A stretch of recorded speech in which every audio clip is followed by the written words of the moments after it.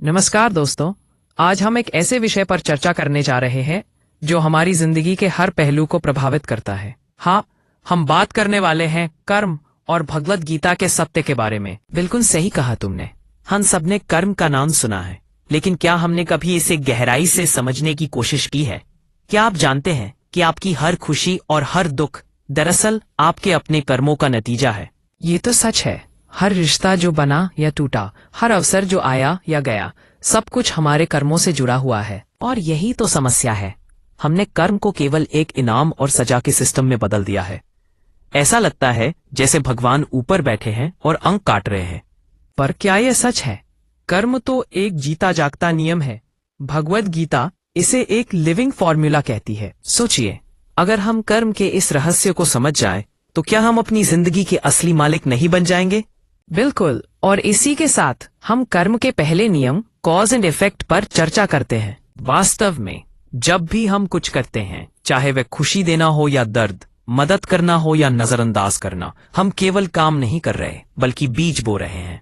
और हर बीज, अच्छा हो या बुरा, किसी न किसी रूप में फल बनकर लौटता है।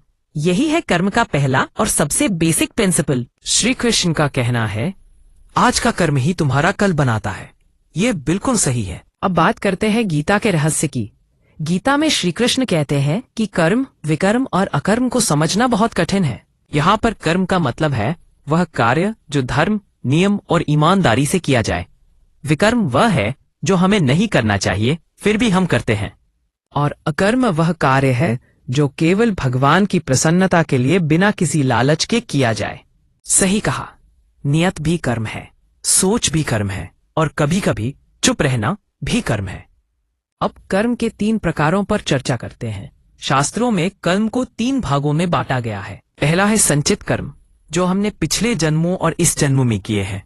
दूसरा है प्रारब्ध कर्म, जिनका फल हमें इस जन्म में भोगना है।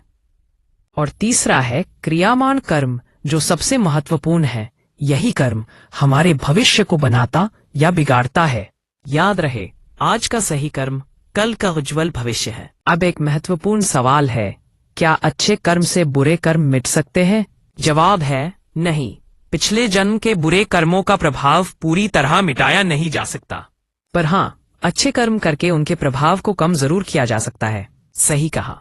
कर्मों का फल रिप्लेस नहीं होता, लेकिन उसका असर कम हो सकता है। अब मुक्ति का रास्ता क्या है?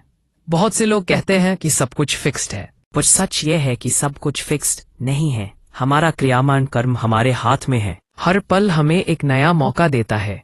अगर हम जागरूक होकर कर्म करेंगे तो बंधन ढीले होने लगते हैं। यही है मुक्ति का प्रोसेस। ना कोई जादुई शॉर्टकट, ना भगवान से सौदा। बस हर काम ईमानदारी, करुणा और समर्पण से करना।